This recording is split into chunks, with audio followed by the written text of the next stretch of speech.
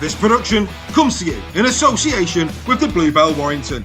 Situated in an 18th century building in the town centre and just a 5-minute walk from the HJ Stadium, the Bluebell is the perfect destination for pre- and post-game food and drink. The 2024 Warrington Pub of the Year is now the official home of Super League Raw on Warrington World Match Days for both home and away supporters. Super League Raw are delighted to have agreed a members-only area, allowing our community to come together to discuss Rugby League pre- and post-match. So set your course to the Bluebell Warrington on match days and beyond. You are sure to be greeted with a warm welcome and a cold beer. Super League Raw and the Bluebell, the perfect partnership in enhancing your match day experience.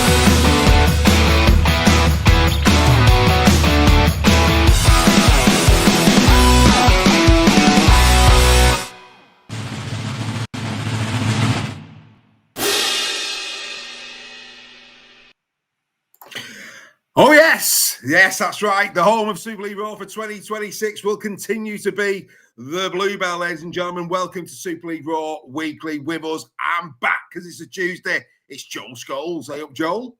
Good evening. Yeah, nice to be back. Hello, everyone. Absolutely. And those people who are listening on the podcast, yes, normally you have to pay a premium by the minute to hear a voice as croaky as that one. And well done for coming on, mate, as always. And Mr. Sale, good evening to you. Good evening, everyone. Hope everyone's well. Absolutely. Everybody's tickety-boo, Don Kirkby, Nigel Wood in the chat, early doors. I think I've seen Forfey in there as well. Rebecca Frey is with us. Gary Bow, of course, Gary Hutch, he's there as well. Wilco, Johnny Wilco, you've not messaged me back. Where have you been, sir? And Peter Barley is with us as well. Get in the chat during the show this evening. We will continue to give you your shout-outs as always. Right, let's, like I say, who knows how long this one's going to be tonight. Last week we said, probably not going to be that long tonight because not much going on. And then 2 hours later, we were still there. So who's to say what's going to be going on? But anyway, let's get straight to it. Let's start with this. Banging or hanging? Yes, we'll have a little play of banging or hanging to start tonight's show. And of course, let's get straight to it. Of course, fishing for news stories in the closed season. So let's have a quick look at the shirts, shall we? Shall we look at the shirts, where we're currently up to with the shirts? Of course, expecting more to be announced in the coming days. For those listening to the podcast, have a look at our socials. We'll post the shirts for you. You can have a look at it. Kicking off with the Castleford Tigers, boys. There it is in all of its finery. Banging or hanging, Joel? Let's go home shirt first. Banging or hanging the home shirt? Yeah, banging. I really like it. I think it's classy. And it's it catches the eye. I think it's going to do, for fans to want to buy it. So yeah, I really like it. If I was a Cast fan, I'd certainly be buying that. Yeah, I've got a soft spot for Cass. I think that's a banger. Steph, your thoughts? Yeah, two banging shirts by Cass. They're really nice, and obviously got the rebranded badge now. I'm sure the Cass fans will be delighted with those. Really, really fetching kits. Not sure about the Hull FC one, Joel. You? No, it's growing on me, but no. No. I like the home. I'm a bit on the fence when it comes to the away. Let's go over to the south of France, to Perpignan. Look at these little beauties, boys. Look at them. Hey, Catalan Dragons, the home shirt. I'm going straight in. Banger. What a shirt that is. Well done, Catalan Dragons. Beautiful stuff, that, Joe. Yeah, that's a really nice top. They've always played it very safe of Catalan. They've not really changed much a lot over the years, but that's a really nice top. And it always looks even better when it's on people that are in good shape as well, doesn't it? So absolutely, it looks better on them than it would on me. Yeah, those chest arrows would be a bit longer, wouldn't they, mate? If me and you put those ones on. Steph, your thought? I mean, the home's a beaut, Steph, isn't it? It's a beaut. It is, yeah. It's the best one out of the two, but I think they're both really good kits. Catalan normally do have really good kits. I really like the black one that they did, black and gold, a few years ago. That was a really nice kit. But yeah, two really good kits from Catalan. I wouldn't expect anything less. Yeah, Carl Shaw saying, when's the new titles coming in the new year, Carl? It's still 2025. Give the man a break. We always do the new titles in the new year. Yeah, I agree with you. I think the home is a banger. Away's a decent shirt, Joel, but I mean, it's eclipsed by the home, innit? Yeah, I'm not over enamored with it. It's just very same old. But the home kit it's a stunner. Yeah, I agree. Let's go closer to home, Mr. Scholes. Your new threads for 2026. Actually, I think that's pretty smart, Joel. It's growing on me, this one. I've got to be honest. I didn't quite like it when I first saw it. I thought it was a training gear, but yeah, the more I've looked at it, I'm getting on board with it.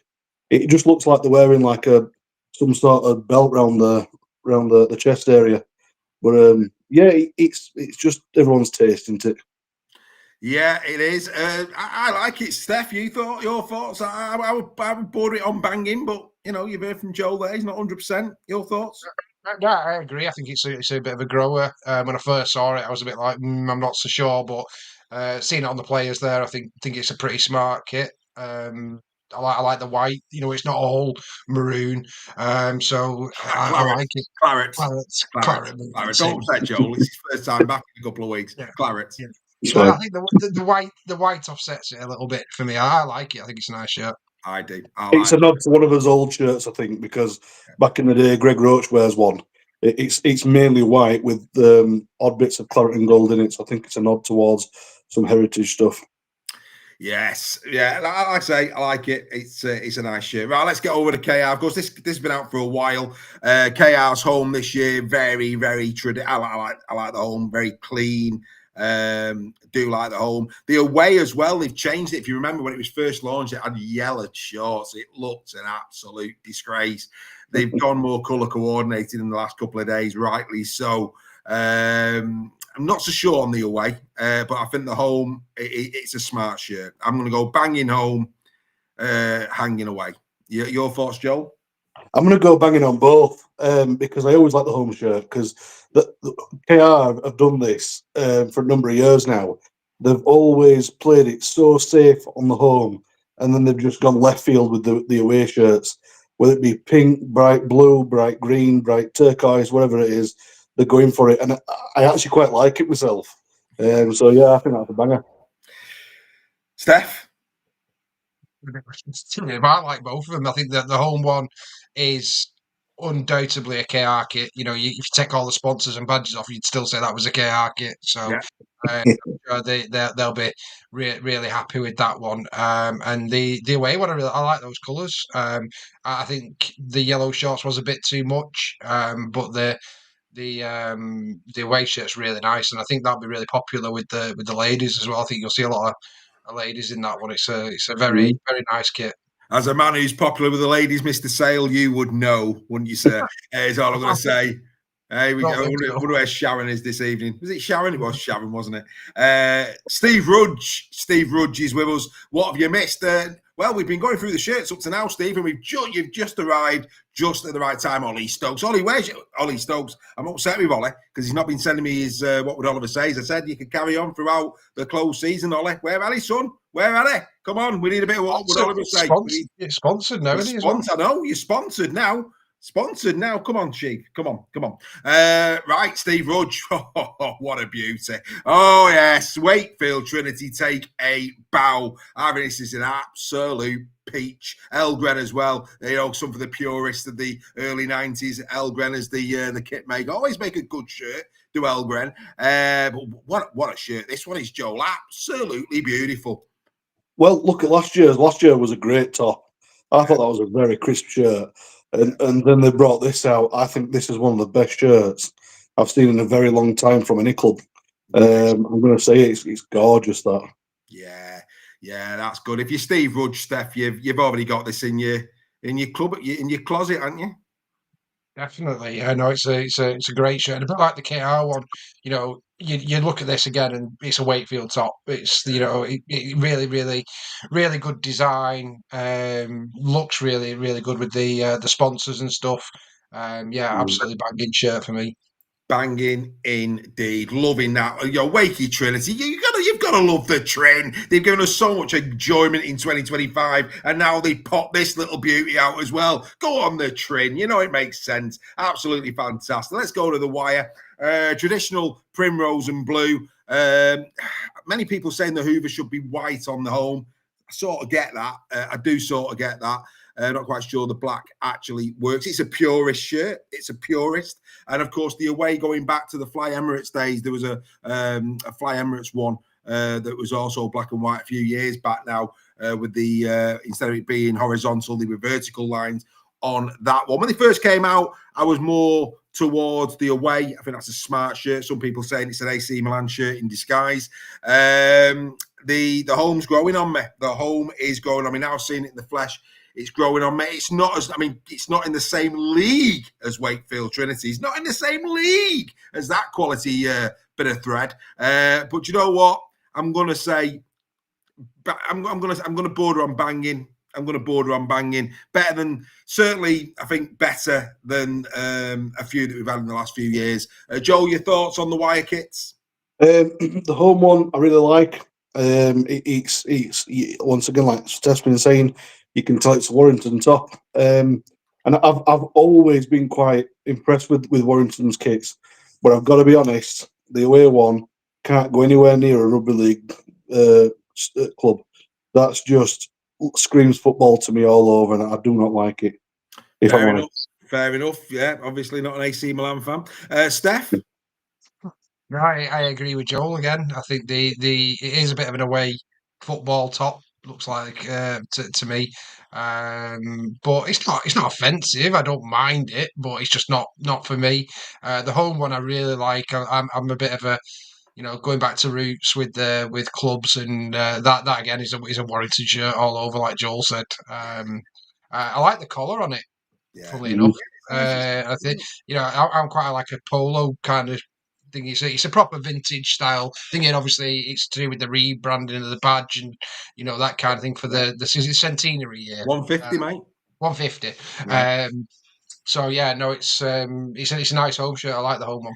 Yeah. Heather Bailey in the chat, Lee Leopards fan, says she don't like either of them. As a Leeds fan, I saw Heather today. Yeah, but as a Leeds fan, come on, Heather. Well, yeah, we can't. Let's be fair. Some of yours are. I know you. Don't get me wrong, fair play, but they're not the nicest shirts. Let's see what Derek's got for you tomorrow. Let's see if the unveiling. Let's see what Leeds are like next. Like I said, they're loud. That said, the black one was smart. But yeah, last year's home. Anyway, let's get. I tell you what, we always take the mickey. We always say Saints. It's the same shirt. It's the same shirt every year. That's what we say. They've done it. They've actually gone retro. Look at this little beauty and the town crest as a badge. Now we're talking. I as a Warrington fan, I love the 1990 Challenge Cup final shirt with green halls and the old crest on it. I love the old crests. And they've gone there. And do you know what? Probably one of the better Saints shirts in the last few years, I'd say. Really, really liking this one, boys. Joel, St. Helens home. What are you making of that beauty? Launched today, of course. I really like it. And the reason why I do is, as you've alluded to it, David, it takes you back to the 90s and some of the noughties where you've got some of the best players that have ever played have been around playing the sport. So that's why, for me, it reminds me of some of the greats that have played. And I just think it looks really smart. They've kept it St. Helens, but they've given the heritage a nod, and I love that. Absolutely. Yeah, absolutely. Yeah, Steph, like I say, me and you talk all the time about, the traditional red V. It's good for the Saints fans in the fact that it is so different. Of course, a nod to times gone by, but it's nice to see him being a bit different to the norm. Yeah, no, I really like it. I don't know if it is the right era, but I immediately think Chris Joynt. I don't know why, in terms of that it's kind of. It's that voluntary tackle. Yes, yeah. But no, I think it's a really, really smart shirt. I like how they've, got the town crest on there as well. And I know in terms of the way they've been doing stuff on their socials, it's all been about, is it 96 or 97? Going back to that font style with everything in the team sheet, the squad list. So no, it's good. We all like a bit of nostalgia, don't we? And it's mad to think that 1996 is classed as nostalgic now. That does make me feel old. But no, it's a really nice one, and I'm sure it'll be very popular with the Saints fans. Yeah, I really like it. Gary Hutchins saying it's like he likes the Grandad collar too. I don't think Greg Roach will be buying one of those. He's too much Huddersfield Giants fan. I don't see him getting one. But nice of you to think of the Granddads. Look, I've got to go there. I do have to go there, and I do apologise. I'm going there.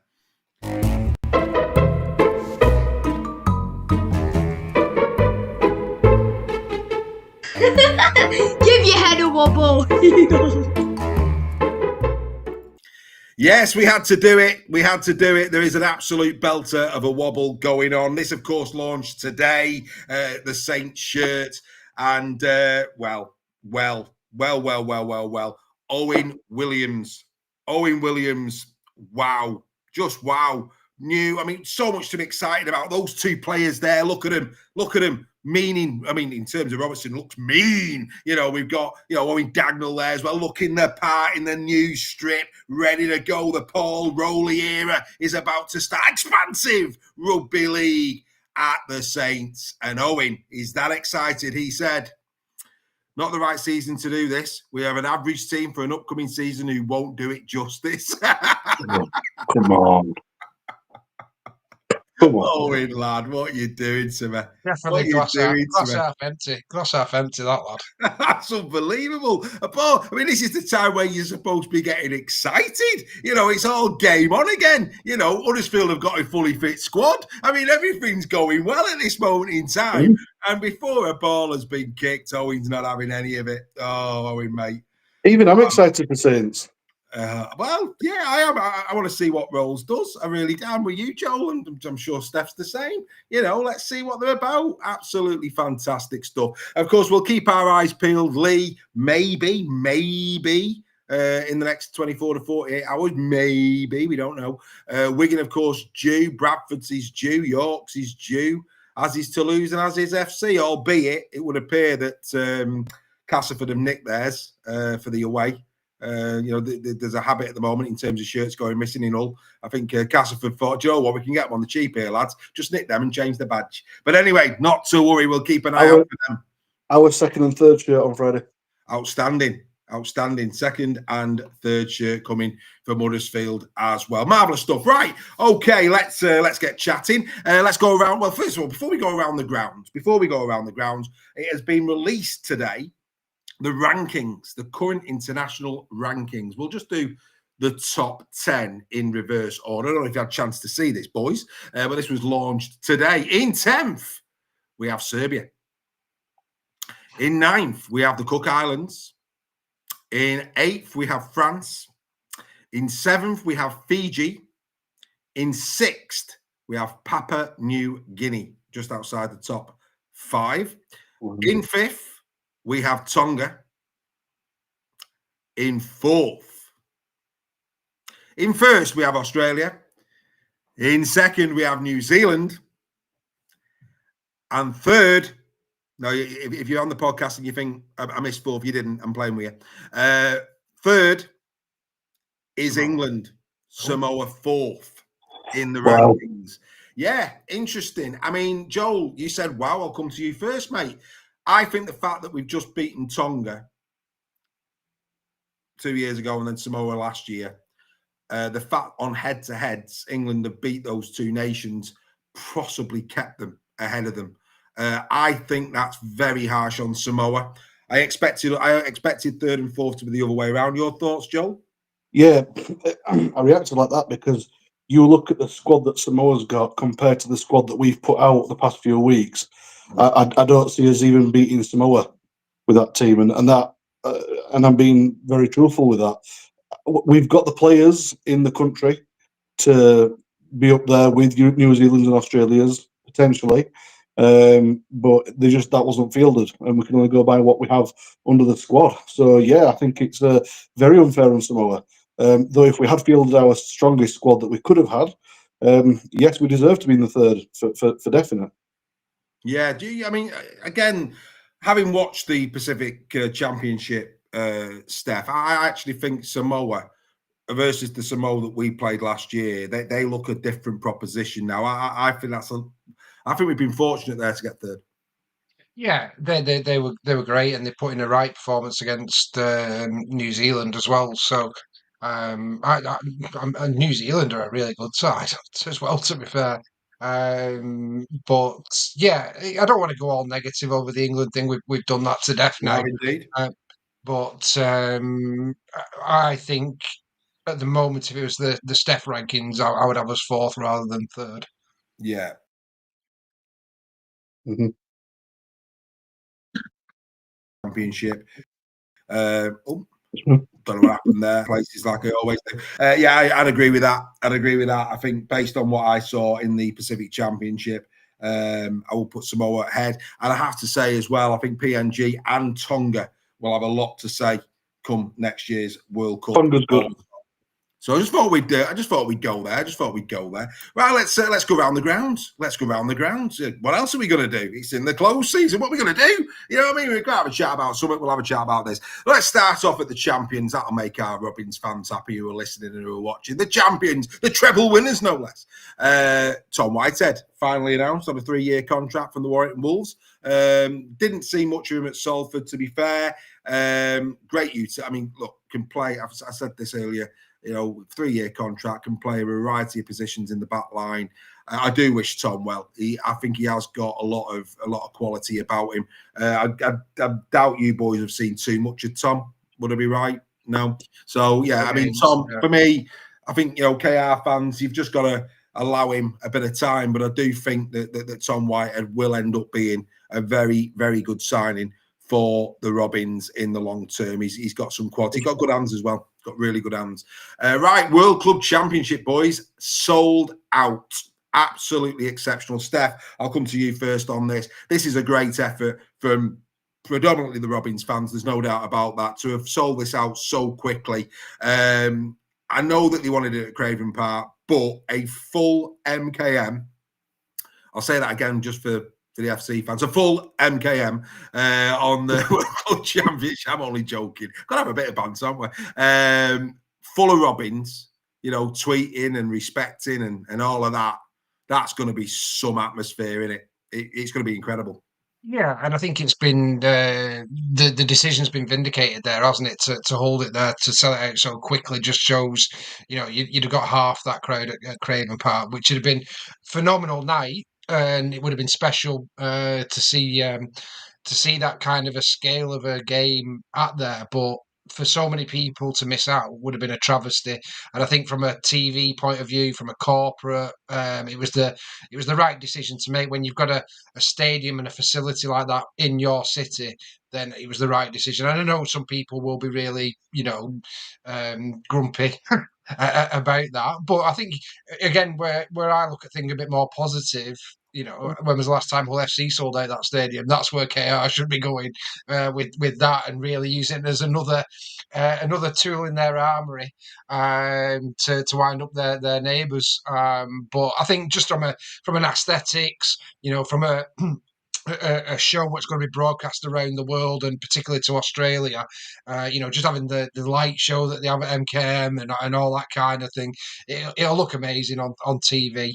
And more so for those extra 13,000 people that are going to get to see it. It's on the stage that it deserves, and it keeps it still within the city of Hull, which is important. But I had no doubts they were going to sell it out. They took over 20,000 to Old Trafford and to Wembley, so they were always going to generate the interest there. And like I said, the corporate facilities is massive as well with the MKM. So brilliant for the city of Hull, and hope everybody in that city embraces that occasion, even if it's to go and see Brisbane for those lucky ticket holders.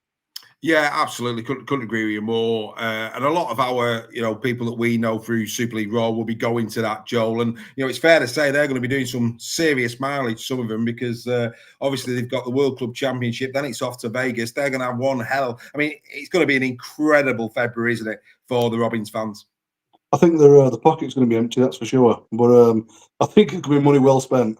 And, as Steph so rightly said, everything... He's going to be so good for it being at the MKM, and we know that no Robin wants to go there for a home fixture. They don't want to go there for any fixture, if we're honest, do they? But yes, it'd be electric at Craven Park, but it's sold out at the MKM. The atmosphere is going to be out of this world, and I think it's going to make the Robins fans sing and chant even more, harder, stronger. And you've just got to remember that this is on the world stage. You've got the whole world of rugby league watching this game, and the things that it can bring on off the back of it for the Robins is going to be, it's going to be a once in a lifetime possibly opportunity. It would be great if they could keep doing it and get back into these games. But even if it is only a one-time thing, it's gonna set them up for years to come. And the younger ones are going to want to play for your squad. So it's a really good move, is that really? Yeah, and absolutely. I'd expect that there will be more World Club Championships to come over the next 5, maybe 10 years for the Robins. But if it does transpire, it is the only one. It'll be memories for a lifetime. Brisbane Broncos coming to town. Let's hope they bring the likes of Reece Walsh, etc. Thank you. Do you know what? I missed the Bradford one because I went on their shop, and the reason that I've not put the Bradford top up is because it wasn't up for sale. I didn't think they'd launched it, but I've just had a quick look while Joel's been speaking in the house. We'll have a look at that in a minute. Luke Gale has been announced, taking over from Sean Kenny Dowell, who goes with the very best wishes of everybody at the Robins. Let's be a tribute to Sean first, Steph. He has been an incredible servant. We talk about imports, we talk about getting good ones, getting indifferent ones. Sean will be in the category of an exceptional one. He has done so much for that club, and no wonder he's going with the fans' best wishes.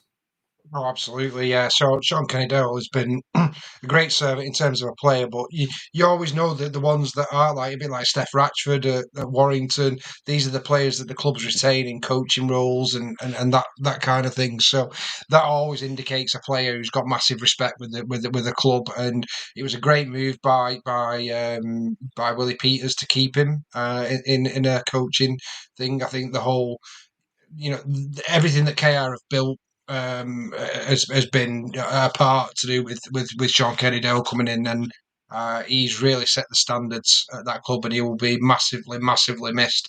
But obviously bringing Luke Gale in, Ian Watson, there is changes there. Danny Ward obviously going as well. So there is going to be change, but I don't think it's going to be necessarily bad change at KR. It just may be a bit of a different outlook on things. But sometimes that can be a real positive when you have done something like win a treble. It's very easy to rest on your laurels and think that you've done the job now and you can go and do it again. Well, that's not always the case, and sometimes a fresh outlook will bring new ideas. And I'm sure Luke will bring that, and Ian will be great on the stats side of it. He's very, very good in that respect in terms of analysing games, and there's a reason why Willie Peters have brought those types of players into the club, and I'm sure it'll be be really good and a real good, bit like putting a new air freshener in. It gets everything going again, doesn't it? So I think it's really good appointments by KR, and I'm sure it'll go well. Yeah, absolutely. Couldn't agree with you more. And Luke Gale, Joel, he's gone to replace Sean Kenny-Dowell. Interesting, a brand new coaching setup there now under Willie Peters, with, of course, previously announced already Ian Watson going in there as well. Interesting. I mean, there's going to be fresh ideas into the Robins, isn't there, going into next year? The reason what I like about this appointment is that Luke Gale also has something that SKD had, and that'll be the respect from the players. I don't think there's anybody who doesn't like Luke Gale. He's such a great guy. He knows his stuff. You can hear him when he talks on different podcasts and interviews, and when even after games when he was put on with a headset on him, he just knows the game really well, and he knows the players. And one thing about Luke is he'll make friends with everyone, so he'll get to learn everyone's traits, habits, and as well for the likes of Ian and the likes of Luke coming into this setup. It's going to be a real privilege for them to work at these clubs. It's not every day that you get to be a part of a world-class team. And that's what Hull are now. They are world-class. And for them to be a part of that journey, it's going to be something that they're going to relish and hold on to. They're going to want to stay in them jobs. So I don't see anything but good things coming from Hull now. No, absolutely. Couldn't agree with you more. So that's pretty much the KR news. Let's just dip back to this because, of course, this was the Huddersfield Giants shirt, and somebody quite cheekily in the chat said it was a Bradford Bulls shirt. We've got the Bradford shirt. There it is. Look at that little beauty. Tell you, it's a busy one. It's a busy one. No doubt about it. It's like somebody dropped a couple of tins of Dulux paint and decided to waft the brush across it, but I don't mind it. I like a bit of colour. It's busy. Do you know what? I kind of like it. And hot off the press, ladies and gentlemen. Thank you for tipping me off in the chat. Just trying to see who it was. Give them a nod. Craig Forth, it was. Ryan Sutton has just been announced as signing for the Bradford Bulls. So Ryan Sutton will be wearing that in the not too distant future. Ryan Sutton, of course, formerly of Wigan Warriors, to name, but that was where he stemmed from. It's not really worked out for him down under. It's fair to say. Last year's kit, that, Dave. Well, I wish people would give me is that last year's? Well, I've been told that's this year's. Oh, no, it's got the old badge. I tell you what, I love last year's shirt. I did. Thought it was really nice and busy. But anyway, we'll get the right one for next week. But what is right is that Ryan Sutton has signed.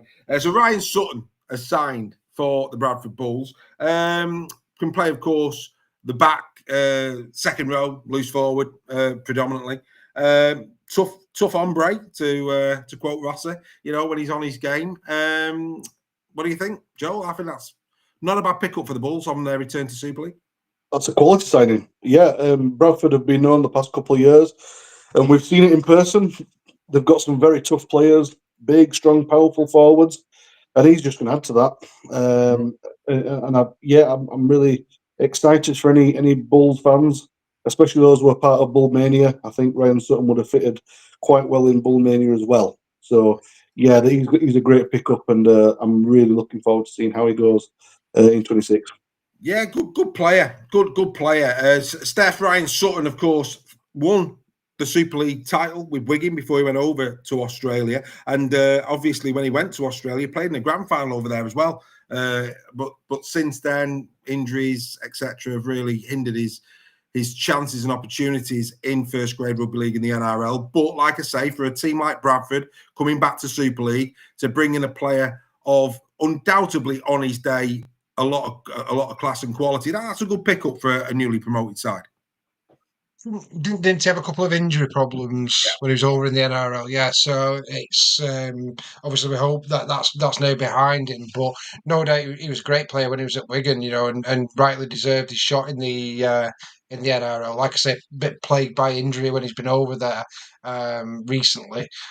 But he could be a great pickup for Bradford, and that's the kind of player. Still a young player, isn't he? Sort of, he'd be mid-20s, I'd have thought, 25, 26.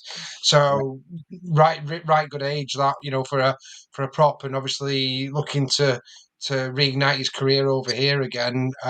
He could be a real standout for Bradford. So I think that's a real good signing by them. Yeah, well done, Bradford. We want a competitive Bradford, York, and Toulouse. Of course, we do. Good news. We're happy with that. Outstanding. Right, let's go to the Warriors. Of course, runners up last year. Before we but of course, champions. If we're talking the women's team, and Kelsey Gentles has signed for them for 2016. That's come from nowhere. Of course, played at Huddersfield last year. 2019 Woman of Steel nominee. For those who have got short memories, that was when she was at Castleford. Of course, I went to York, where she won the title.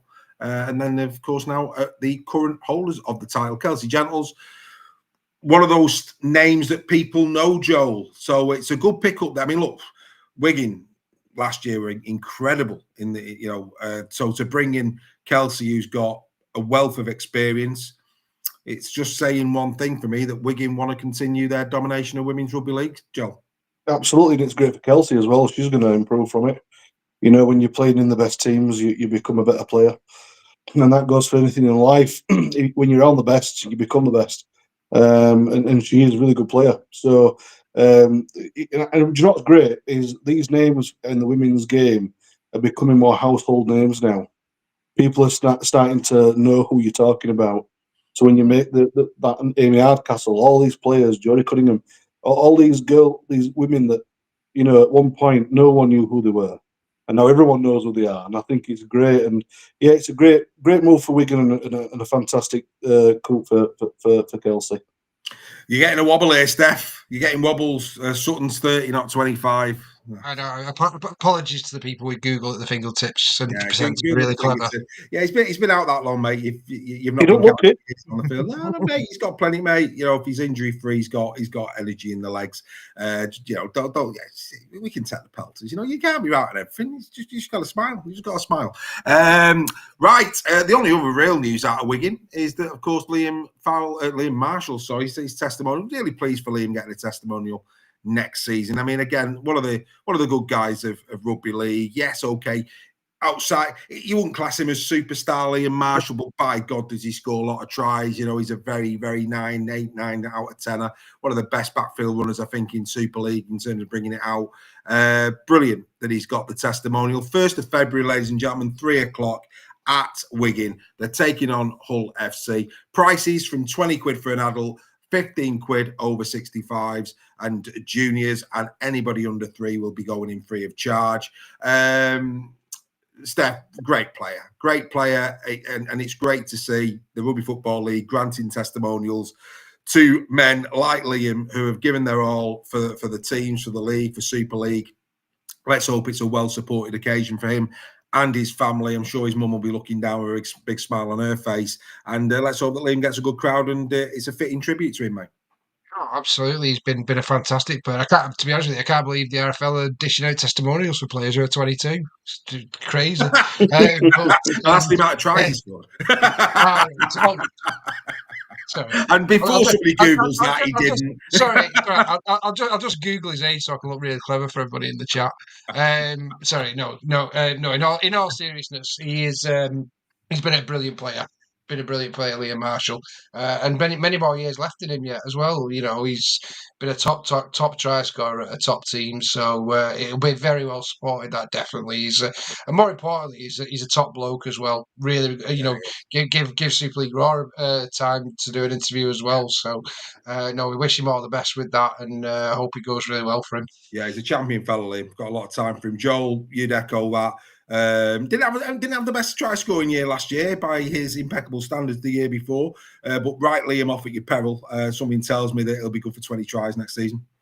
Yeah, and we only say that because he has been that lethal and that good over the years. There does come a time where your legs start slowing down and you just can't do what you did at one time. But yeah, he's still a prolific try scorer. He knows where the line is. And yeah, discount him at your peril because he is a great player, and he's still got some years left in him. and that's great. Absolutely, I couldn't agree with you more. Harvey Howard on about Ollie Wilson. We talked about that last week. We did a graphic on it as well to prove just what a great signing Ollie Wilson is. If you missed that, Harvey, go back and have a look at it, mate. We did a big feature on Ollie Wilson going to Wigan on last week's show.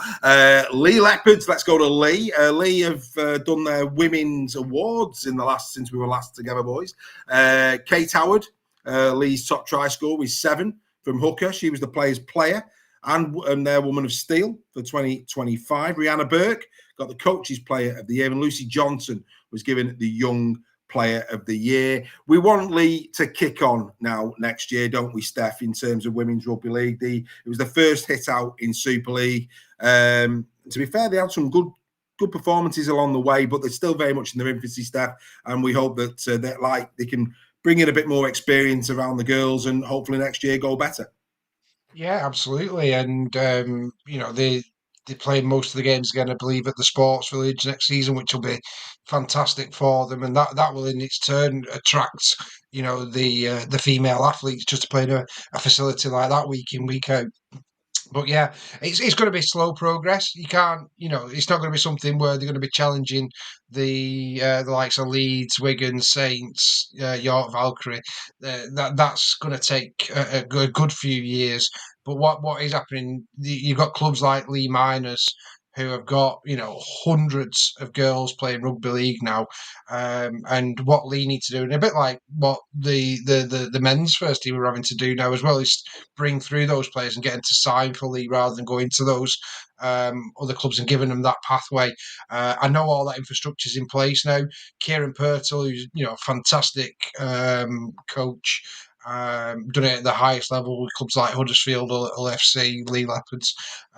He's really putting the infrastructures in place for them. We need 5, 6, 7 teams who can challenge in that Women's Super League. So hopefully it'll get more competitive as the seasons go on.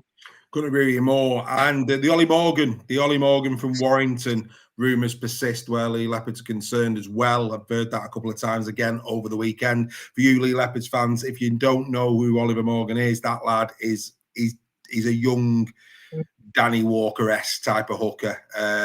You should, if that gets announced, it's gonna that. And this is what I mean. People who watch this show, Lee Leopards fans who watch this show, if and when that was to be announced, there'd be a lot of people outside the league, but also inside the league going, "That's underwhelming." Let me tell you now, it's not underwhelming.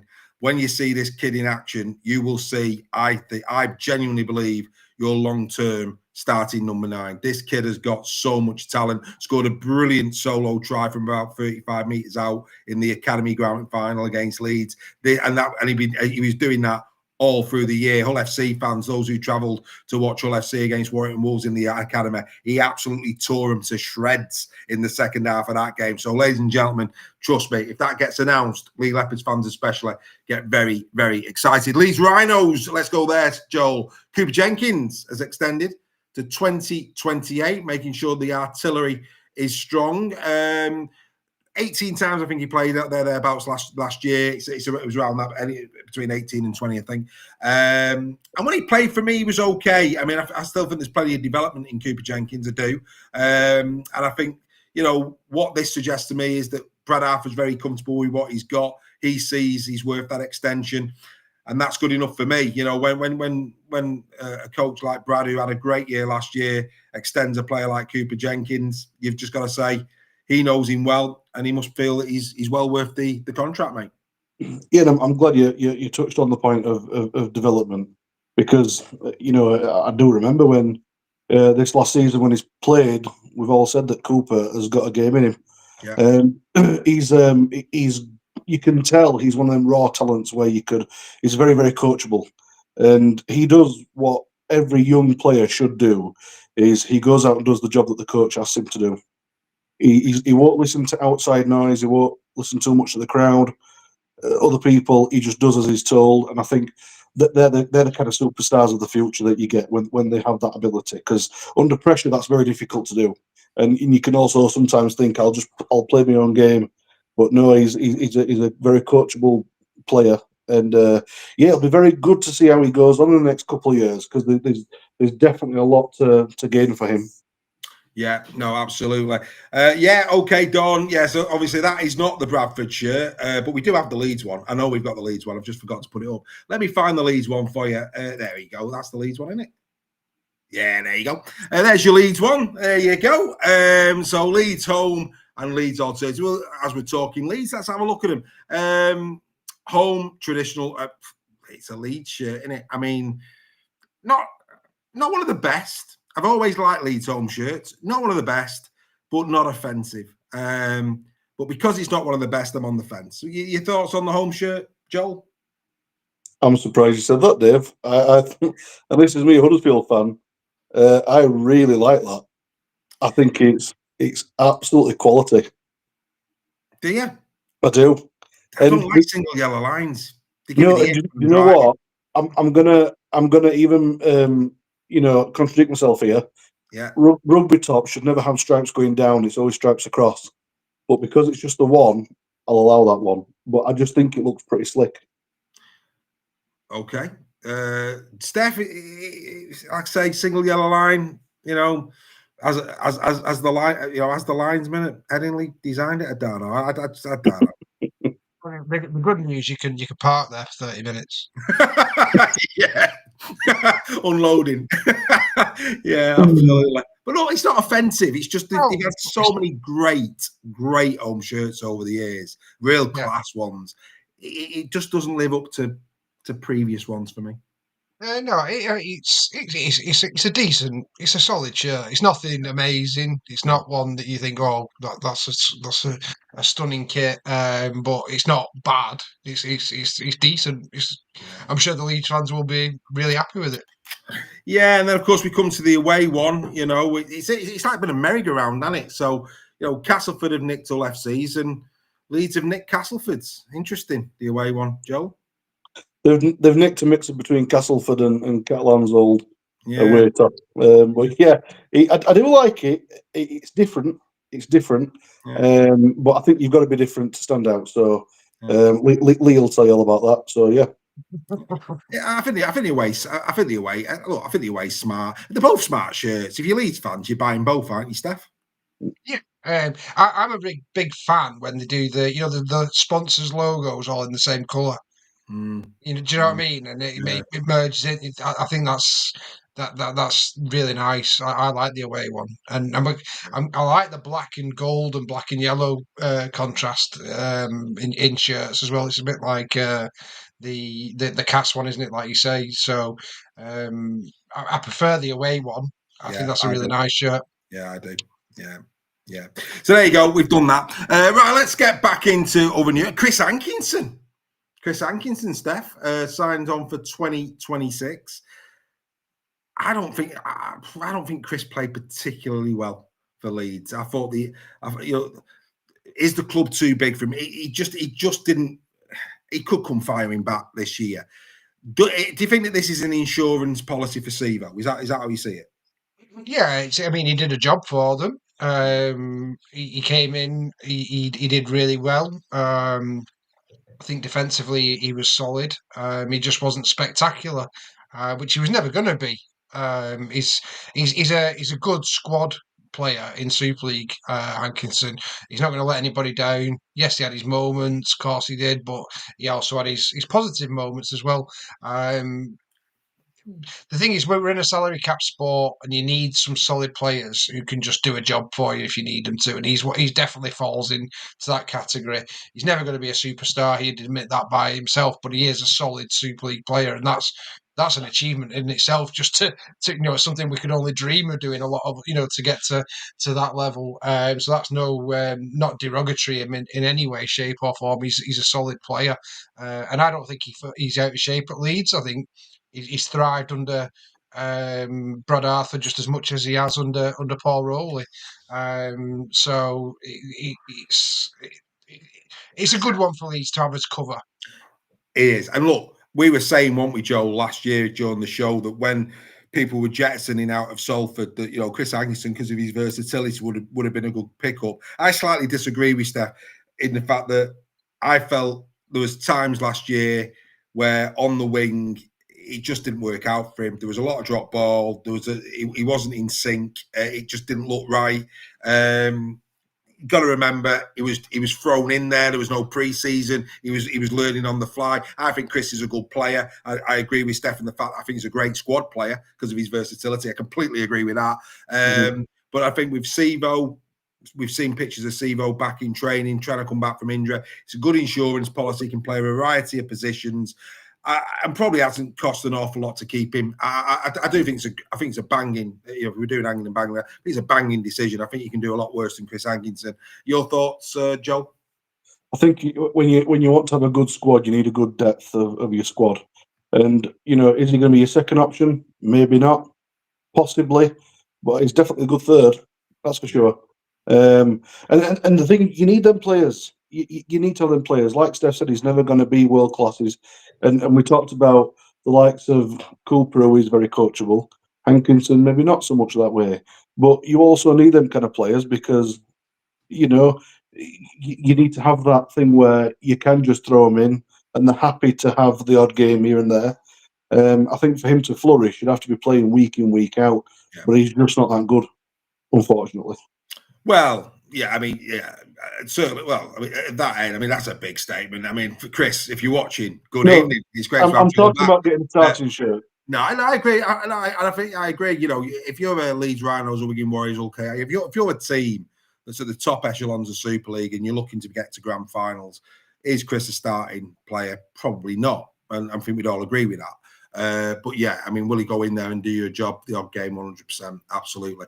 Right, last bit of news on Leeds. Cameron Smith, another player who's been absolutely deserving of a testimonial. He's been granted one as well. 24th of January versus the Bradford Bulls at the AMT, 1 p.m. We'll remind you of these as you get nearer to the time. But you know what? Lovely little stocking filler this for someone. Adults from 20 quid, concessions from 15, juniors from 5.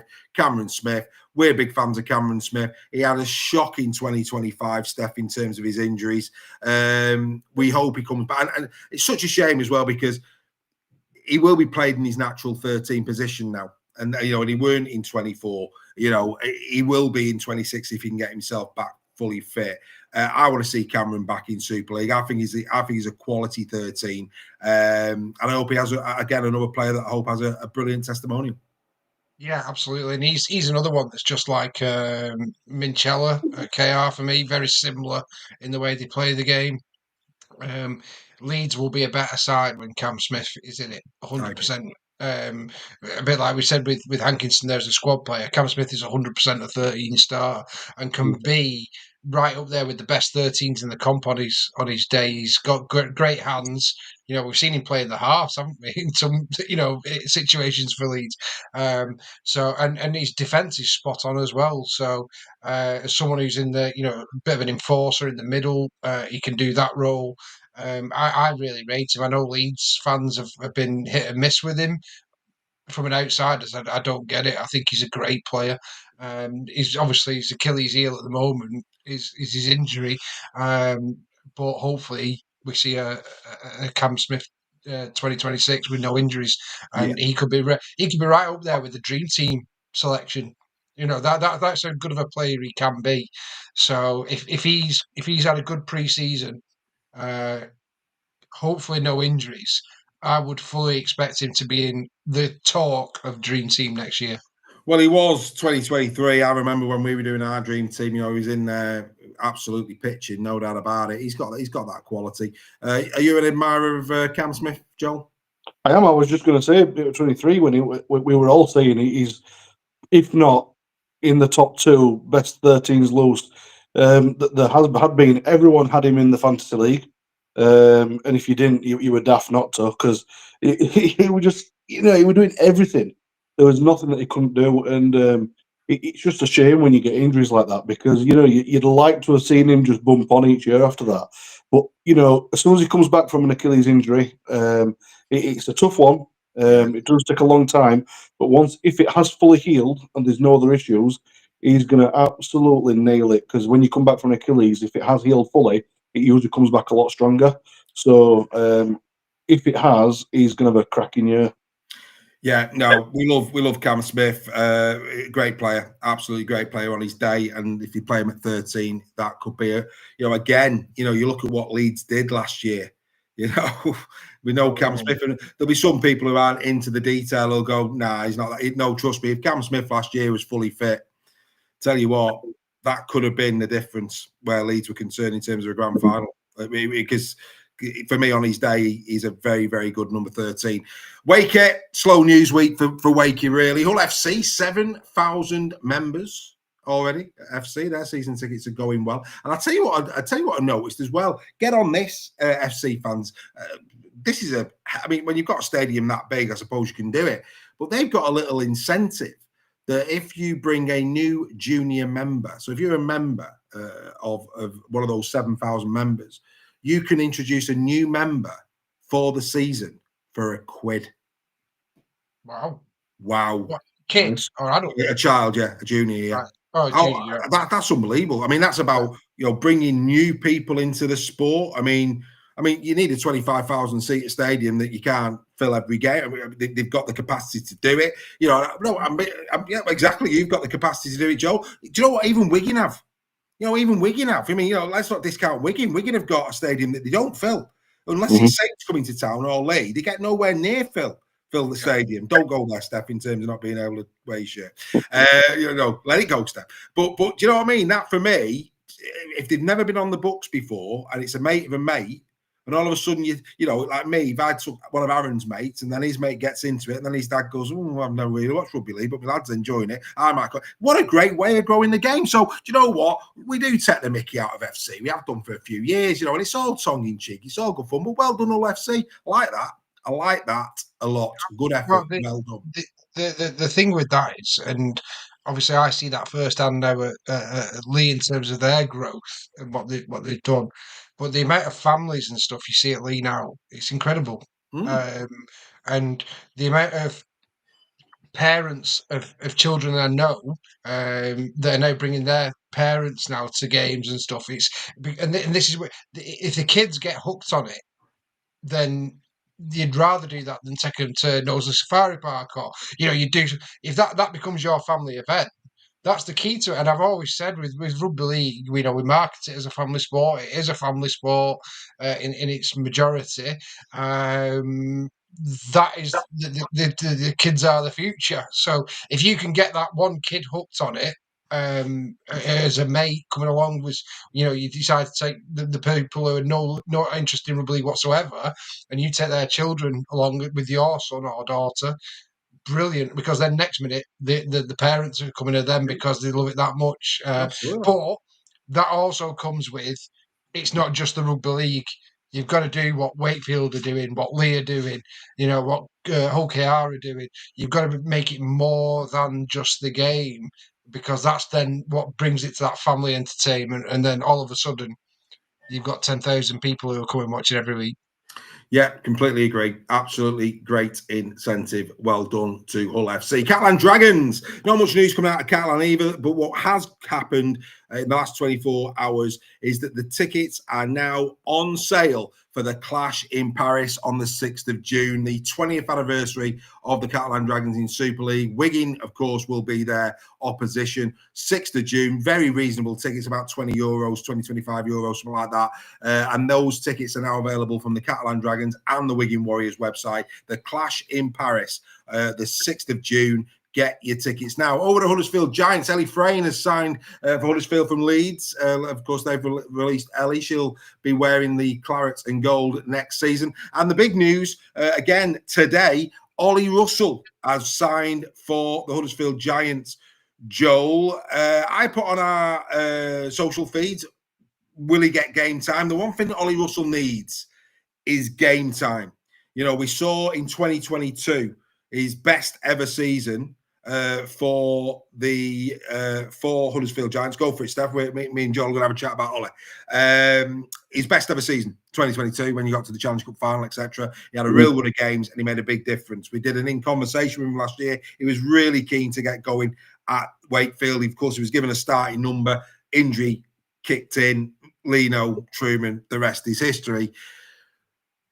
Clune, Lola Haya, of course, you'd hope, as a Huddersfield Giants fan, that you're not going to have the same injury concerns as you did last year. Same for Warrington fans as well.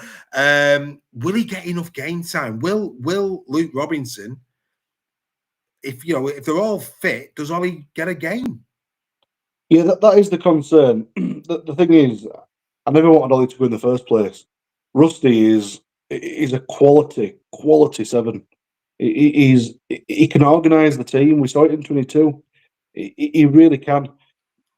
The good thing for Rusty is, though, that Clooney has been injured the past 2 years. Yeah. So both the seasons that he's played for us, he's been injured. Yeah. We've not seen a lot of Adam Clone. And I just hope, for our sake and his sake, that he doesn't get injured again. Because if he does, then we've got a real problem. Because then we're paying for a player that isn't playing. And that's no good. Whereas someone like Ollie is a cracking player. He'll play out with skin for any squad he plays for. And yes, okay, he didn't have the best of years last year, but he didn't play. He didn't get the opportunity. When you got Truman in there and Lino, you've got people snapping at your ankles for a shot. All it takes is one mistake and you're out the next game, and then they're keeping their spot. And that's exactly what happened. I just hope that Luke is going to give him a shot, because I know he likes him. He very much likes him. He never wanted him to go. There was a few reasons why he left, but it shows that he wants to come back. So that's quite interesting. I think Ollie's a great player. I think on his day, he's got the tools, got a good kicking game. He just needs a running game. He needs an injury-free season. I just hope he gets the game time, because Ollie Russell's one of those players that he's lost enough of his career as it is in terms of being on the field of play. And I think, like I say, on his day, 2022, Ollie Russell was you saw it firsthand. He was a massive reason why the Giants had a great season, wasn't he? He controls the game well. He's an organiser. His kicking game, as you said, it was fantastic. He can marshal any player around the team. He's not bothered about how much older than someone is than him. He's just got that older head on his shoulders, and it's brilliant. And the fact that he can put kicks in, not just his goal kicking, but it's in game kicking as well. It's something that we've kind of lacked a little bit. We've not really had that much this season. I know it was great when come on, my head's gone. From Leeds, he used to play for us. Frawley, thank you. When Frawley came back in, it was a welcome thing, because we missed the kicking. But when Ollie came back just for that one game, I was like, we've got old Ollie back. And so when I heard today that it was coming back, I was like, this is fantastic. Hopefully he gets used. Time will, of course, tell. Going back to, that's our Steph's back, I think. He was there 1 minute and he's gone the next. No, he's back. Going back to Bradford. Bradford are playing Doncaster away, 11th of January, 3 p.m. Is the kickoff time. 18 quid for adults, 15 for concessions, and £5 for juniors. So you Bradford Bull fans, get yourself over to Doncaster. That's your first pre-season game that's been lined up for your enjoyment in January. All right, let's go to York Knights, the last of our whistle stop tour. Not much coming out of other clubs at this time. A lot of new contracts have been announced at York this week. Sean Sagaga arrives from the Penrith Panthers, 21-year-old prop. There's a theme here in terms of the ages. They're bringing players over that have got a bit in them, or are retaining players that are of an age. Kieran Hudson, of course, he's signed on for next year. Toa Mataafa, I hope I'm saying that right. Their fullback, 28-year-old. And Scott Galeno, the 27-year-old winger, 21 tries last year in 23 games for our Scott. That he signed on as Taylor Pemberton as well. So fair play to Mark Applegarth. He's and again, he's seen these guys at close quarters. And what is really nice is that some of these lads vast majority there, actually, of those that I've just mentioned, with the exception of Sagaga. All of those were in the Championship with him last year. Isn't it great that they're going to get the opportunity of Super League? We saw this with London, and they didn't let London down, did they?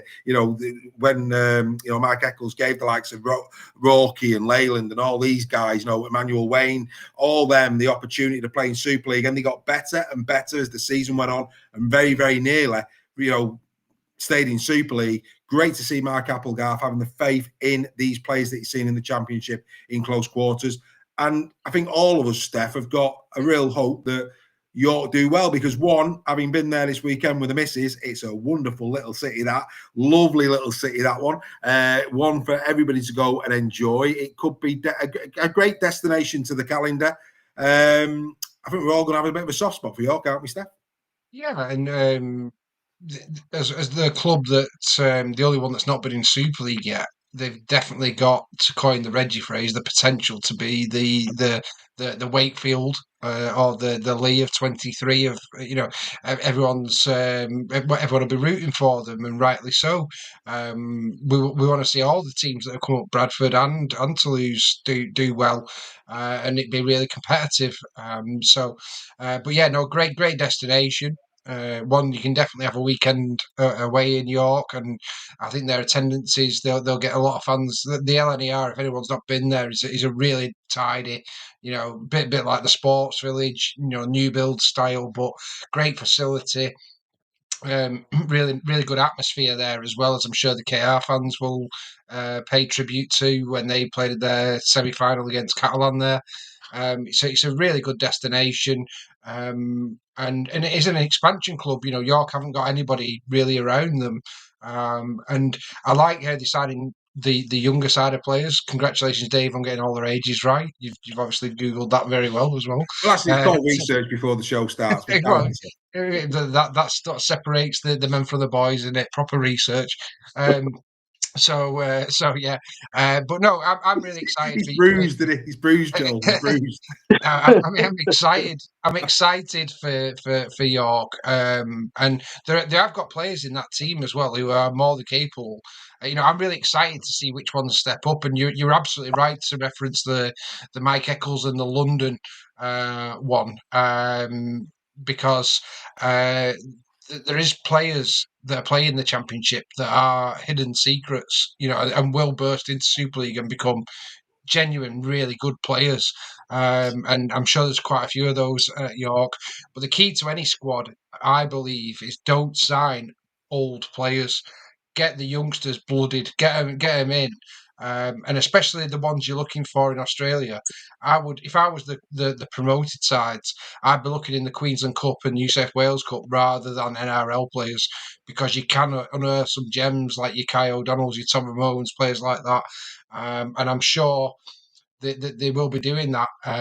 But it's great to also to see, and I know we've not going to cover them, but because they're not been promoted to Super League, but the players that London are signing. Watch out Championship, because that and hopefully they'll be putting a bid in for 27, because I think we need to get to. I'm a big believer with Matt Ellis. We need to get to 16 teams. So hopefully that recruitment goes really well as well. And with Demetrio and Mike Eccles at London, that's a really thing. And we got to Challenge Cup. They could be a threat, in the Challenge Cup with the players that they're bringing in. So it's really exciting, isn't it? I think all clubs are recruiting pretty well, and there's not one that I'm disappointed with. You like Castleford of massive overhauls, and I know we're going to do a review of every club, but we are in the off season. There's not much to talk about, but I think it is exciting for next year, and I'm already looking forward to it. Yeah, I couldn't agree more. Sinead Peach as well. She's committed to York till 2027. Of course, the women's side of it, they'll be looking to bounce back. By their standards, they had a pretty poor last year. And of course, Mr. Price is their new head coach, isn't he? Women's next year, so that'll be interesting as well down at York. Right, what we're going to do just to wrap up today's show, we're going to review teams 2025. We're going to start from the bottom and work our way up. We're not going to talk Salford. There was enough of that, and I've got too much respect for Salford Red Devils fans to dig up anymore. We know what's happened at Salford. There's no point in doing the review other than we'd all agree. Paul Rowley did him proud, and some of the guys who donned the shirt at a moment's notice showed what true professionals they were.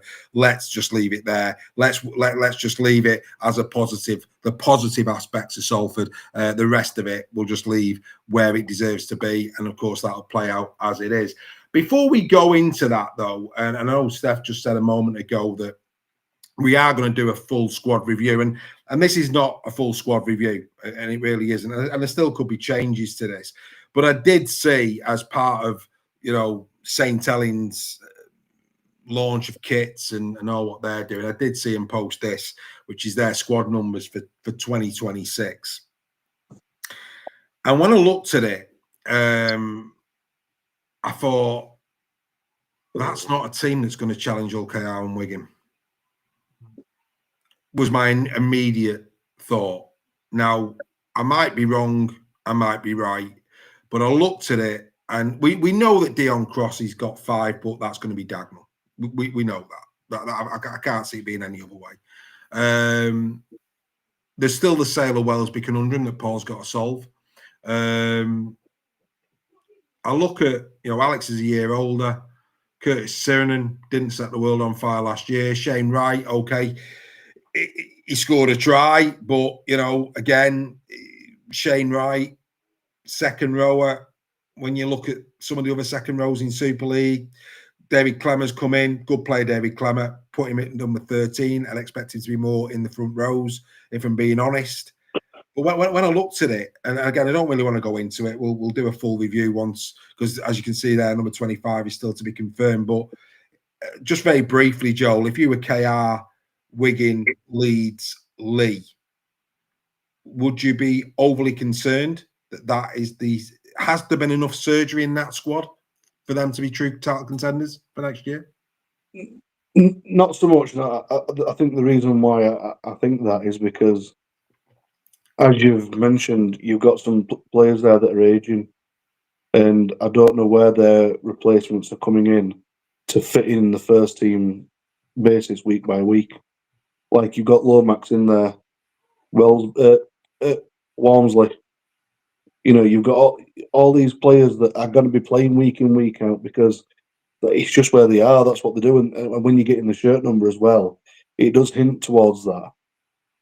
Saints have got some great young players coming through, but I hope Paul, and I'm sure he will, because he's a great coach, he'll use them as much as he possibly can, because they are their future now. And these are the guys that are gonna be donning these 1 to 13 shirts in the future. So it's not going to, unfortunately, concern people like your KRs and and even possibly your Leeds and your Lees. But yeah, they've got a potential of doing well, but it's how Paul uses his squad, and I think that's the key thing for St. Helens this year. Don't know about you, Steph, but I'm almost hoping that there's a little bit of reverse in this squad in terms of squad numbers. I'd love him, Paul, this year to actually use some of the old guard as backup and give the likes of George Whitby their head, give Noah Stevens his head, and actually start to plan for the next 5 years and actually throw these lads in with the old guard behind there to support, to slot in if injuries was to hit. Is now the time for St. Helens to give the certainly Noah Stevens, George Whitby, and George Delaney as well, starting places and say, go on, lads. I mean, we know Dagnall will get a starting place. I can't see how he can. So that's the reason why I've mentioned those 3 players. Your thoughts? Yeah, definitely. And I think the good thing from Paul's perspective, yes, he'll want to hit the ground running, but he has got a bit of a free pass, hasn't he, for a bit? And it's all about how you communicate to your fans and the vision that you're trying to project onto that team.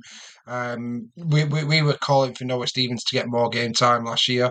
George Whitby, I'm sure I saw him in the England setup in some opposed training with the England team, which wouldn't surprise me with Lee Breers being involved in that respect. So I'm a bit more excited about Saints. I think with Paul there, and they've definitely got the players there to be. They proved it. Even playing, we all agree that they didn't play to their potential last year. Whether that's through coaching decisions or whatever. But when you've got Dagnall, when you've got Robertson, when you've got Whitby, the key thing, the key conundrum for Paul to solve, for me, the main one, is the Sailor Wellesby scenario.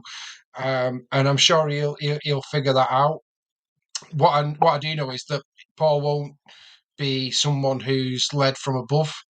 I think he will have gone there on the agreement that it's his calls, his thing, and I like the fact that he hasn't got the.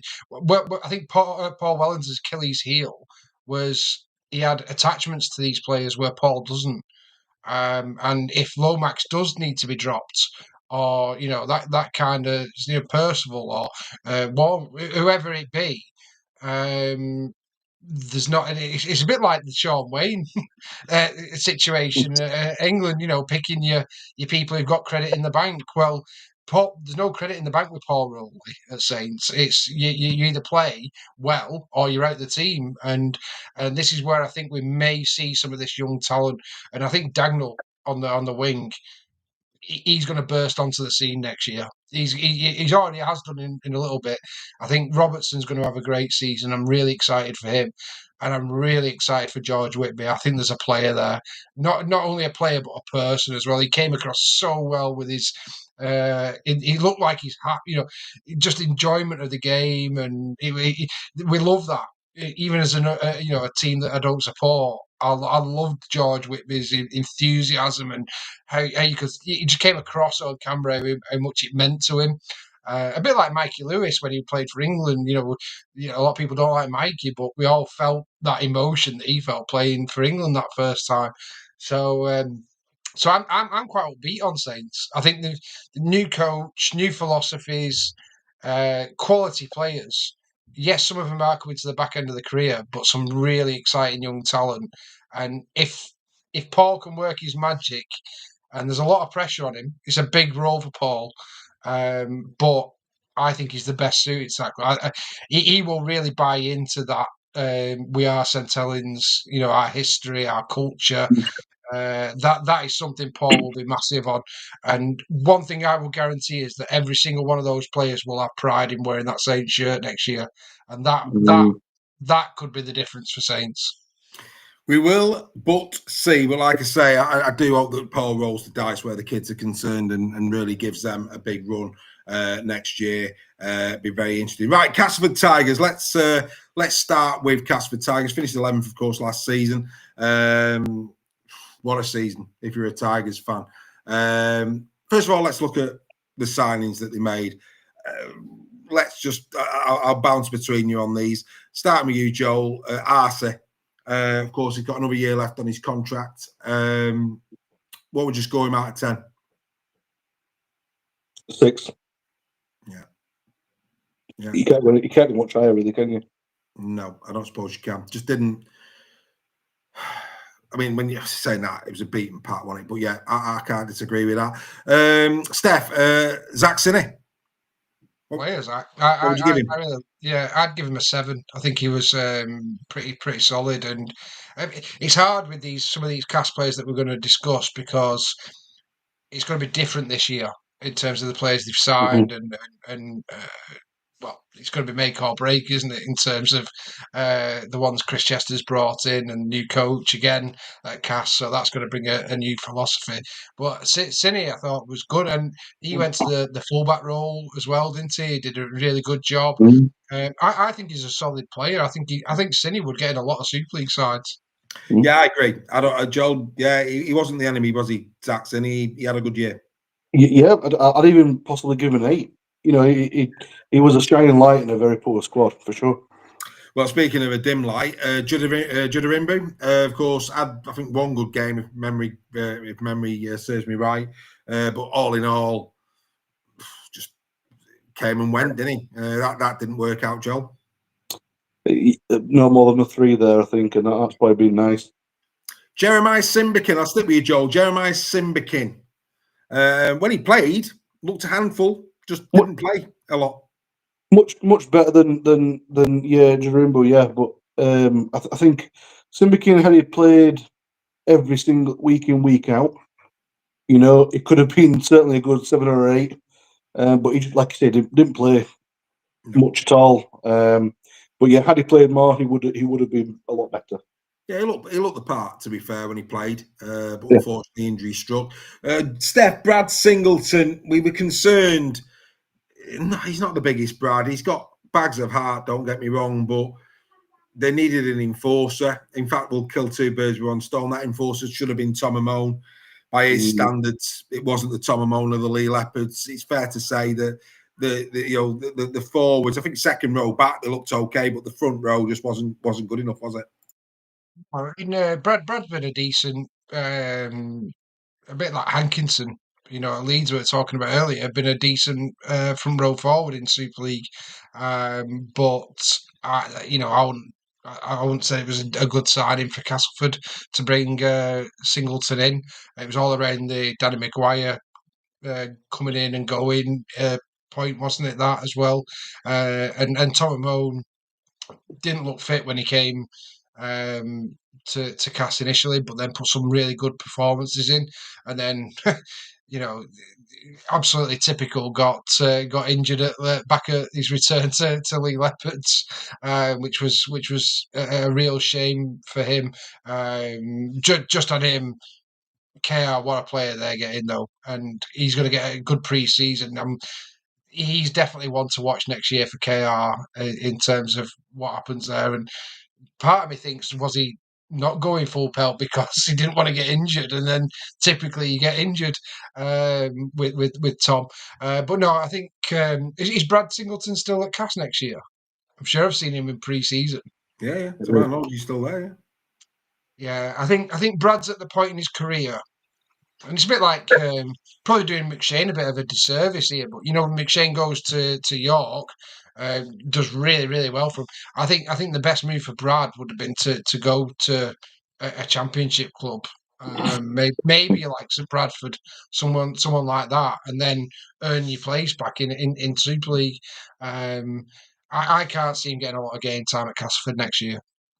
No, Joe Stimson, we didn't see enough of him really. Came in mid-season. I think the only one that, for me personally, other than Zach Sinney, that had a decent goal last year was Chris Atkin. Joe thought Chris Atkin played well for him.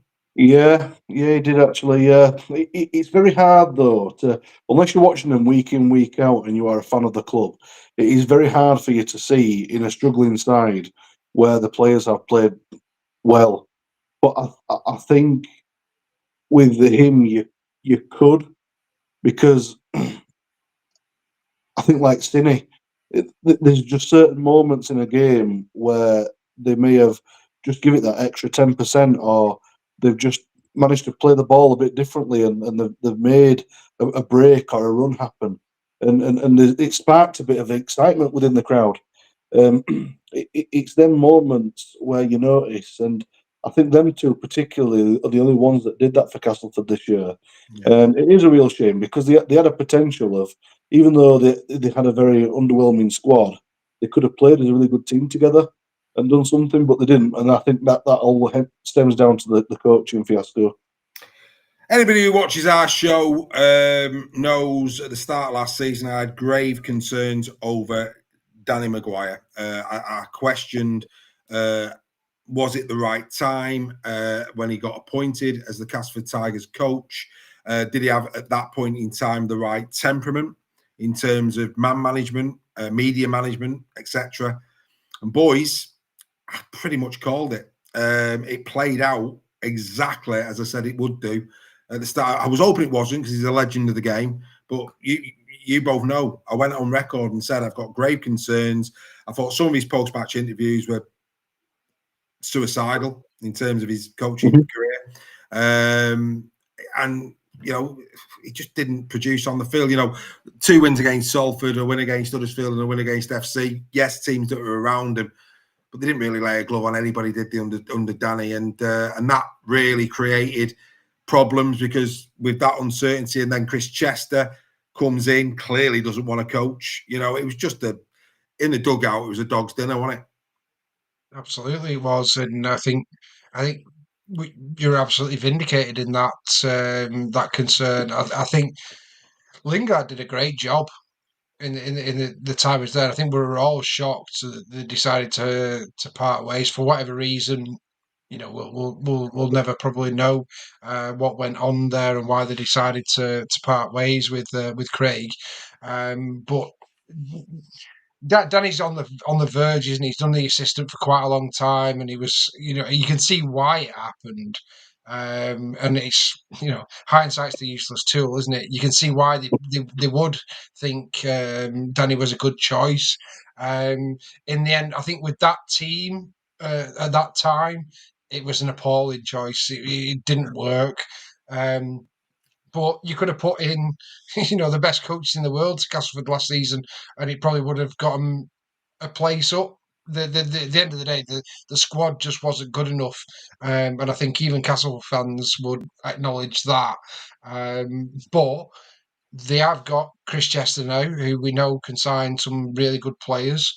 They've Ryan got Carr's got a big job on stuff. Ryan Carr's got a big job on. He's been. I wouldn't say he's been proven at Featherstone. He did a good job at Featherstone, but Championship is his other thing. He's obviously done his assistant stuff in the NRL.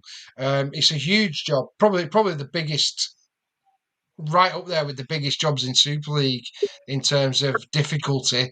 It's a massive season for Cass, and it's going to be make or break. In terms of their recruitment.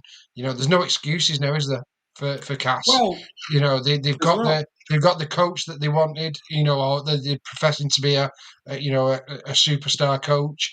They've got Chris Chester, who is got the history and well proven in terms of recruiting players. There's no excuses now for Castleford. You should be a playoff side now. You've got the owner who's got very deep pockets. Apparently, the signings are coming in, so there's no excuses. If you finish any lower than eighth, it's a disaster. If those signings hit the ground running, I mean, in the chat there, Steve Rudge did two things. Of course, they beat Wakey. Well, Danny didn't. That was Chris Chester. But you're right, they did beat Wakey in their grand final. He's also saying he's Steve that Castle finishing 8th or 9th. I don't see that, Joe. I just don't see that, because for that to become reality, they would have to leapfrog yourselves. They would also have to leapfrog Catalan, potentially a Warrington or an FC, and I don't see, or a Wakey, and I don't see that. I really don't see that. They have to. Well, they have to, but Joel. I mean, look, like your own club. I mean, their average attendance last season was 6,844. That's the worst attendance since 2014. 11 seasons. They went from a grade A to a grade B. I would say the excuses are over. I actually think there's a lot of people outside of Castleford who've had enough. And don't get me wrong, I've got a lot of time for Castleford. I've said that many, many times before. The first game I ever watched was Castleford against Warrington. I've got a soft spot for Castleford. But sooner or later, you've got to write the checks and you've got to put your money where your mouth is. For too long, we've been hearing promises of this, that, the other. Martin Jepson's come out and talked a good game. He says he's going to be grade A again next year. The times now. I think if Castleford have a really bad season again next year, then I think they could be in deep trouble in terms of their Super League license, Joe. Yeah, totally agree. And the dangerous thing for Castleford was every step they took last year was backwards. And, Steph mentioned it, he's got very deep pockets, but how willing is he to dig into them pockets? If he is, absolutely they can get to the 8th and 9th. But that's a massive, massive call. And they've got to get absolutely everything right. They've got to get the backroom staff right. The senior management's got to be right. The team's got to be right, and that's the biggest thing. And so far, I'm not seeing anything with the team that makes me think, wow, that's going to be a groundbreaker this year. I'm going to say I'm not the biggest person that says it about my own team, because we've been shocking for many years. But I just don't see that their squad is any better than ours. I don't think it is better, and that's a worry. But moving forward, if Cass don't start getting these players in that are going to really make the difference in the team, should they be getting penalised by the RFL? Because at the end of the day, this is all about we've got to grow the sport. You're not growing the sport if you're not spending your money, and then it doesn't help when the fans aren't showing up because the quality is not there on the product's not there on the field. So it's a lose-lose battle, and the only way of coming out of it is by digging into that deep pocket he's got and spending some of his cash. Yeah, well, I mean, Simo in the chat, 700 grand's being spent on the training pitch. It's what goes on it, mate. So it's all well and good having a 700 grand training pitch. It's what goes on it. You don't get IMG points for training pitches, and you certainly don't get league positions on training pitches. I mean, look, Steph, with regards to Casford, look, it was a shocking year. It was an absolute. I mean, look, if it wasn't for Salford, Castleford would have been the laughing stock of Super League in 2025. Let's just get that right. I think Salford took a lot of heat off Castleford in terms of column inches and all the rest of it. I really, really do. Wakefield in 23. Yeah. Wakefield in 23 saved them as well. Yeah, right. Now, in terms of what they've also done, which again we'll get into this when we get into January, but what they're also gambling on players that they're bringing in from Australia for tried and tested players like Ennis Senior, Texoy, who's not let them down. They've let players go that what you're getting. And, certainly in Texoy and Ennis Senior's case, two players who were not the enemy by a country mile. You could throw Sam Wood into that mix as well. So it's a big gamble. It's a big gamble. If it comes off for him, who knows? Yeah, all right, and I'm not being funny. You're right, Warrington. There was a lot of teams, but I'm sorry, Warrington were massively disappointing. But at no point were they going to be under threat for the Super League license. At no point were they going to be under threat for relegation. So horses for courses. Let's keep this into perspective. And look, nobody's more filthy about Warrington's season than I was last season. But anyway, we digress. We'll get on to Warrington, and if not next week, the week after. But yes, it's a big year. It's a big year for Casford Tigers, and let's hope it does go well for him. But like I say, big job for Ryan Carr. Right. Oh yeah, you mean they beat us? Yeah, I know they beat. Yeah, but that was under Chris Chester, mate. That was after Danny Maguire. We were talking Danny Maguire. He got 4 wins. Danny Maguire, two against Salford, 1 against Huddersfield, 1 against FC. Danny Maguire. Chris Chester got them wins. Huddersfield Giants. Let's go to the Giants. Unlike Castleford, I'll put this out there straight away, and I won't go to Joel. I'll go to you, Steph, on this. Unlike Castleford, had Huddersfield been able to field something like their starting 17, I mean, at one point, I think they had 10 starting 17ers out injured, which is ridiculous. So unlike Castleford, who, you set up with a pretty weak on paper squad that didn't perform, had Huddersfield been able to put something like their team out, they probably would have had a better year. I think, would you be right in saying that Huddersfield's season pretty much is a season of woe where injuries are concerned? They'd have had a better run, would have done better? I think Ken Davies should have spent the 700 grand like Jepson on a training facility. So, you can see the logic there with Jepson. No injuries. There you go. You might not know ages, mate, but you know training grounds. Carry on. Absolutely. Huddersfield, I don't think they still would have been in the top 6, even if they'd have had all the players available. I think they could have been 8th, 7th, 8th-ish. But considering the turmoil, and everyone's heart poured for Luke Robinson, didn't it, this season? I think even the ardent fan would have said they've really suffered, and that happens to a lot of teams. It does every season. We get that kind of story where the club gets so many injuries and it derails your season, especially when it's the key players as well. But no, the Huddersfield they're always there or thereabouts. I think it was just a really disappointing season in terms of injuries, and hopefully next year we don't see that, and then they will be a lot more competitive. Yeah, I do think they'll be better this year. Don't bite, Joe. Don't bite. Let's go to your signings, Joe. Jacob Gagai. I thought Gagai, as the season went on, was Andy, mate. Really, I thought Gagai more than Mill. I think we've still probably to see more from Mill, but I think in Jacob Gagai and certainly Zach Wolford. Two brilliant signings for you that in the long run I think are going to pay dividends. Yeah, definitely. Gagai he's and I'll still stick to this. He is by trade a fullback, but he did look better on the wing. He did, and I've got to say. But as you know, Dave, he was playing on the wing for the South the season previous. So he spent a lot of time playing at wing at top grade.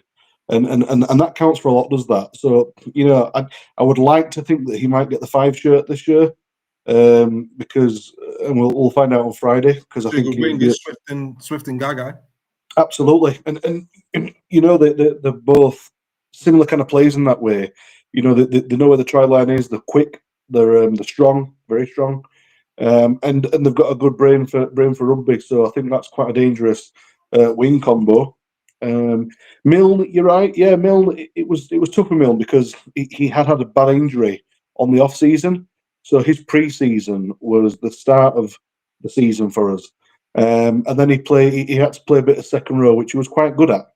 I know you was at the game with us, weren't you, when he was playing second row, and you said that he was having quite a good game. I know Steph said he looked better at second row than he did centre. But now he's back. He's not injured now.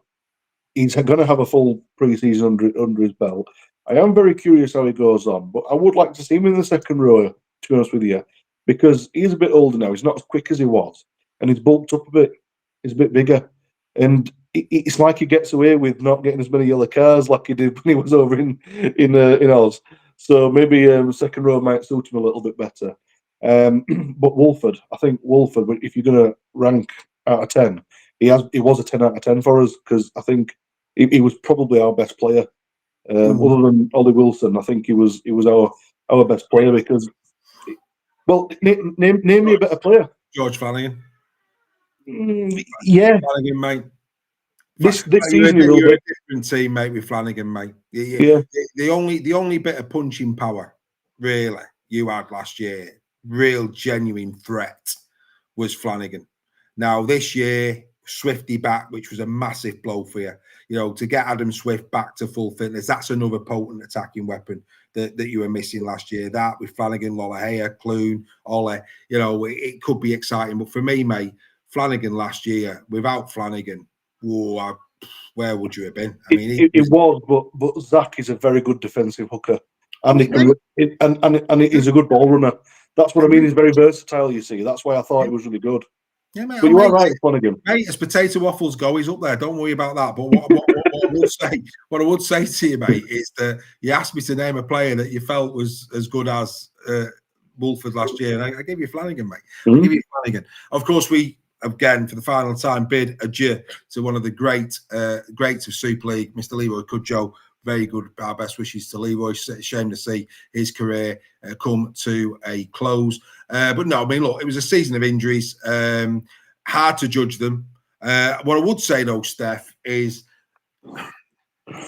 how it must have been, I won't say close, because you don't know what goes on behind closed doors, but Luke Robinson was definitely treading a tightrope, no doubt about it. And I have to say, well done. In the same way Wellens at Saints, well done to Ken Davey.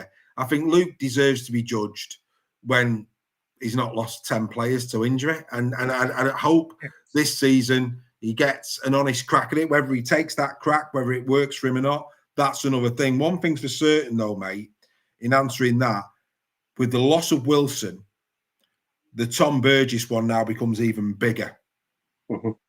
Because that, for me, potentially was probably one of the worst signings of the season. Yeah, I think that was for me the biggest flop of the season in terms of marquee signing impact. That was a disaster, I think, and to have him, I think it's on a 3-year deal on marquee money, is going to be debilitating for Huddersfield in terms of the cap. I'm glad that they've stuck with Luke. I think he had some really good.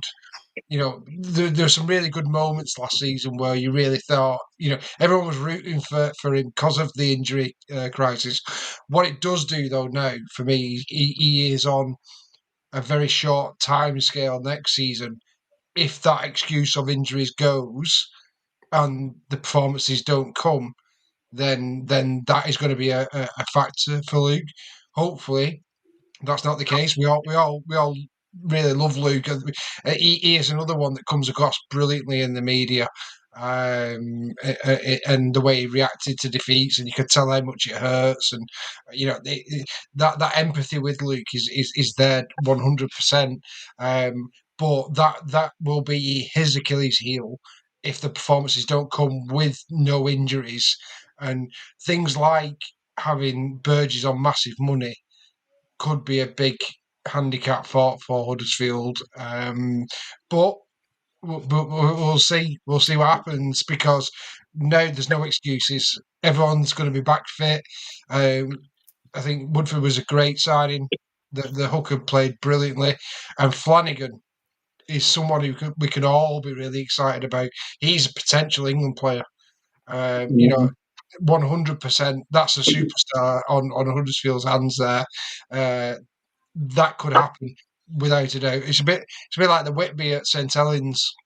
I'm just as excited at Flanagan. He took some really good teams to pieces last year on his own. If you get the right players around him, he could be even. He will be even better. There's no doubt about that. Exactly. So tying him down and getting him on a contract is great bit of business for Huddersfield. So if anyone comes in for him, but he's someone who I could 100% see going to the NRL. Definitely, he's got. He could be that good. He could be. Again, there's a lot. I think there's a lot, and the same could be said for other players as well of a young age.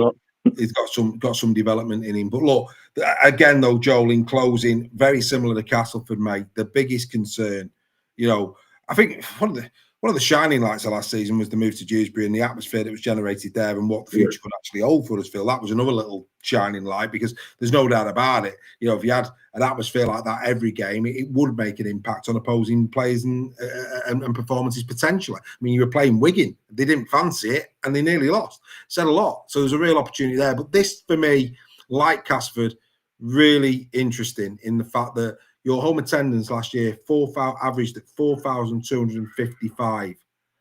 Ignoring COVID, that was the worst since 2001.